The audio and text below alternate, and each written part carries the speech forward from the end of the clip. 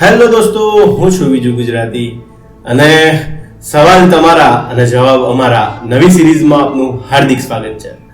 તો દોસ્તો, સવાલ તમારામાં એક ભાઈનો સવાલ એવો હતો કે જીવનમાં હું બહુ કંટાળી ગયો છું અને ઈશ્વર પાસે હું મોત માંગુ ને તો ઈશ્વર મને મોત પણ નથી આપતો અને હવે મને જીવવામાં કોઈ રસ નથી.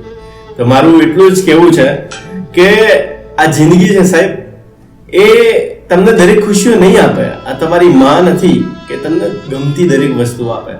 તો જીવનમાં જે પણ મળે છે ને એ ઈશ્વરની આપેલી એક ભેટ સમજીને જિંદગીને નીકાળવી પડશે દોસ્ત. કારણ કે આપણે એક રસ્તો પણ ક્રોસ કરવો હોય ને તો એના માટે બે કાંકરી તો પગમાં વાગતી જ હોય છે. તો સાહેબ, આ તો જિંદગીમાં ઉંમરની સાથે અનુભવો થાય તો એમાં ખરાબ અનુભવો થાય એ વાતમાં નવાય નહીં. જીવનમાં કંટાળ્યો હોય ના ને એવું કોઈ માણસ નથી. કોઈ શારીરિક રીતે કંટાળી ગયો હોય, કોઈક માનસિક રીતે કંટાળી ગયો હોય, તો કોઈક આર્થિક રીતે કંટાળી ગયો હોય. અને જીવનમાં ઈશ્વરે સૌને ક્યારે કંઈ એટલું બધું નથી આપ્યું કે જેની દરેક ઈશ્વરને જરૂર છે. કારણ કે તમને જો દુઃખ નહીં મળે તો તમને સુખનો અનુભવ કઈ રીતે થશે? તો જીવનમાં મારું એટલું જ માનવું છે દોસ્તો કે દરેકના જીવનમાં આ દુઃખ હોય છે અને એ દુઃખને સાથે લઈને ચાલતા શીખો. દુઃખને રોજ સાથે લઈને ટેવ પાડી દો.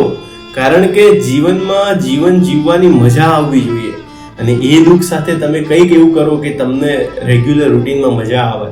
જેમ કે તમને ગાવાનો શોખ છે તો સાહેબ તમે તમારા શોખ માટે રોજ અડધો કલાક નીકાળો.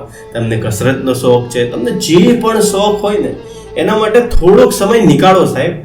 કારણ કે જીવનમાં દિવસે દિવસે દિવસો વયા જાય છે, દિવસો ઓછા થતા જાય છે.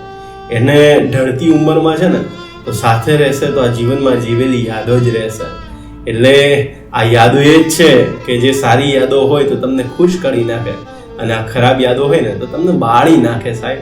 એટલે જીવનમાં સારા એવા મિત્રો રાખો, એ મિત્રો જોડે રોજ બેસો, તમારા મનની વ્યથા કહો.